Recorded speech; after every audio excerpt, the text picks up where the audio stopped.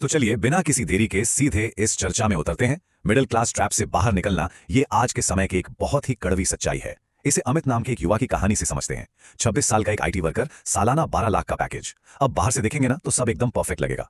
बढ़िया corporate life, LinkedIn पर achievement वाली पोस्ट्स, खुशहाल परिवार। लेकिन अंदर की कहानी कुछ और ही है। अमित के अंदर एक अजीब सा खालीपन है, एक ऐसा सुन्नपन जो उसे धीरे धीरे खा रहा है। इस पूरे विश्लेषण में हम इसी खालीपन के पीछे के विज्ञान को डिकोड करने वाले हैं और समझेंगे कि आखिर इस ट्रैप से बाहर निकलने का रास्ता क्या है। पाश की लिखी एक बेहद गहरी कविता है, सबसे खतरनाक होता है हमारे सपनों का मर जाना। अब ये सिर्फ एक कविता की लाइन नहीं है, यह आज लाखों करोड़ों लोगों की रोजमर्रा की हकीकत बन चुकी है। सुबह उठो, ट्रैफिक में फंसो, ऑफिस जाओ, शाम को थक कर घर लौट आओ और बस वीकेंड का इंतजार करो। एक ऐसी रूटीन बन गई है जहां इंसान बस एक मशीन की तरह काम कर रहा है और जो असली सपने थे ना, वो कहीं बहुत पीछे छूट गए हैं। ये वाकई में एक बहुत ही गंभीर और सोचने पर मजबूर करने वाली बात है। और पता है, ये सिर्फ अमित की परेशानी नहीं है। अगर गैलप के 2024 वर्कप्लेस सर्वे के आंकड़े देखें तो पूरी दुनिया में 77% लोग अपने काम से खुश ही नहीं है।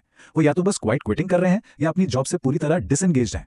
सिर्फ 23% लोग ऐसे हैं जो असल में अपने काम में मगन हैं। अब जो बात इस डेटा को और भी दिलचस्प बनाती है वो ये है कि ये 23% एंगेज लोग 18% ज्यादा प्रोडक्टिव होते हैं और इनकी वजह से कंपनियों का प्रॉफिट 23% तक बढ़ जाता है। मतलब ये साफ है कि ये एक बहुत बड़ा ग्लोबल और सिस्टमिक क्राइसिस है। तो फिर इस समस्या का समाधान क्या है? अक्सर इंटरनेट पर एक बहुत कॉमन सलाह मिलती है कि बस अपना पैशन फॉलो करो।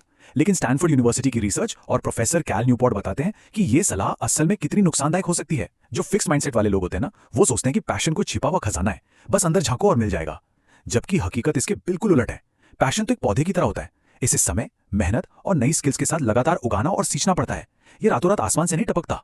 चलिए थोड़ा आगे बढ़ते हैं और देखते हैं कि कैसे हमारा समाज एक सोने का पिंजरा तैयार कर देता है।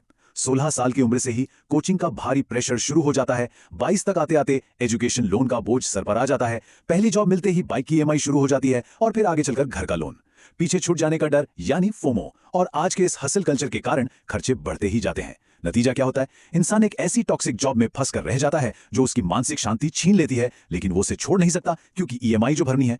इस पिंजरे से बाहर निकलना फाइनेंशियली लगभग नामुमकिन सा लगने लगता है। यहाँ एक बहुत ही चौंकाने वाला फैक्ट सामने आता है। पूरी दुनिया में 12,000 से भी ज्यादा रिकॉग्नाइज्ड करियर कैटेगरीज मौजूद हैं। 12,000, लेकिन हमारे देश में एक औसत स्टूडेंट को मुश्किल से 10 या 15 पारंपरिक रास्तों का ही एक्सपोजर मिलता है, वही इंजीनियर, डॉक्टर, वकील या सरकारी नौकरी। अब सोचिए, अगर किसी को अपना पैशन नहीं मिल रहा है तो इसमें उसकी क्या गलती है? यहाँ मुख्य समस्या टैलेंट की कमी नहीं है, बल्कि दुनिया भर में मौजूद विकल्पों के एक्सपोजर की भारी कमी है। और इसी पॉइंट को ऑथर डेविड एप्स्टीन अपनी किताब रेंज में बहुत ही खूबी से समझाते हैं। जो लोग जल्दी किसी एक फील्ड में स्पेशलाइज कर लेते हैं वो शॉर्ट टर्म में तो आगे निकलते हुए दिख सकते हैं, लेकिन लॉन्ग टर्म में जीत हमेशा सैम्पलर्स की होती है, यानी वो लोग जो शुरुआत में कई अलग अलग चीजें ट्राई करते हैं।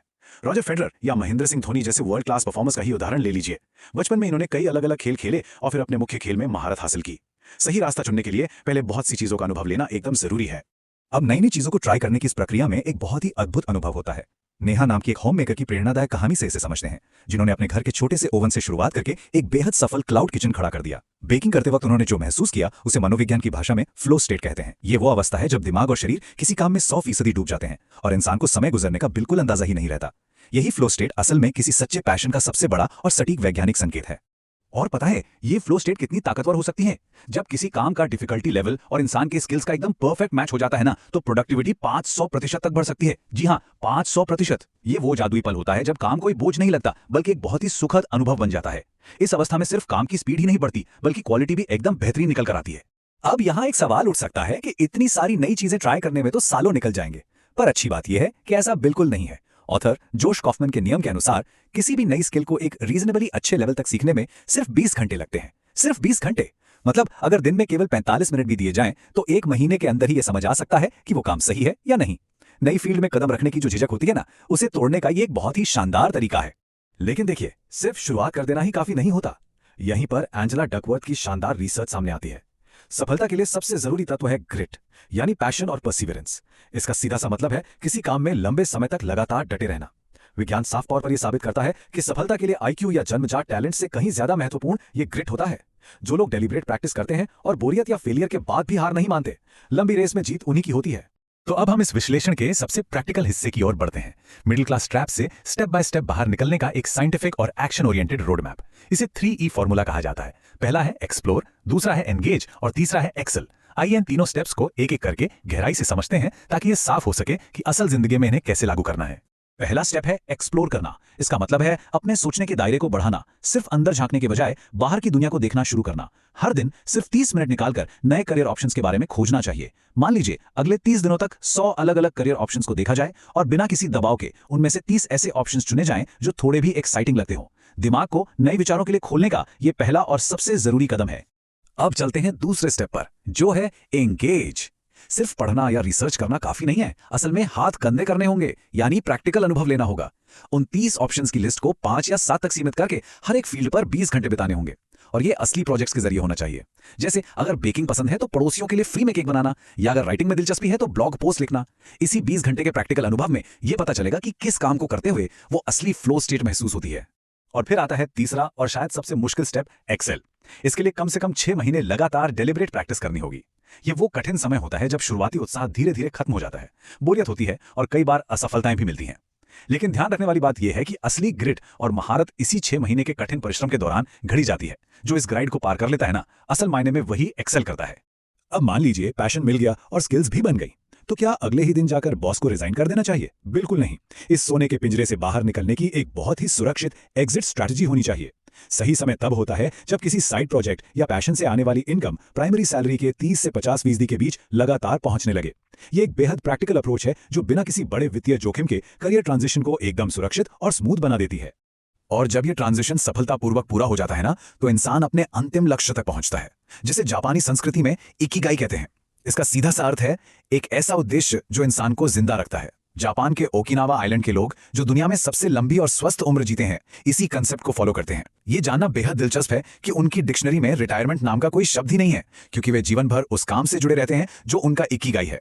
तो ये इकिगाई आखिर बनता किन चीजों से है? इसके 4 मुख्य स्तंभ हैं। पहला, वो काम जो करना बेहद पसंद हो। दूसरा, वो जिसमें महारत हासिल हो। तीसरा, जिसकी दुनिया को असल में जरूरत हो। और चौथा, जिसके लिए लोग खुशी खुशी पैसे दे सकें। जो बात यहाँ सबसे ज्यादा समझने वाली है वो ये कि किसी काम से प्यार होना या उसमें बेहतरीन होना ये कोई जन्मजात खूबियां नहीं है। इन्हें समय के साथ प्रैक्टिस और लगन के जरिए विकसित किया जाता है।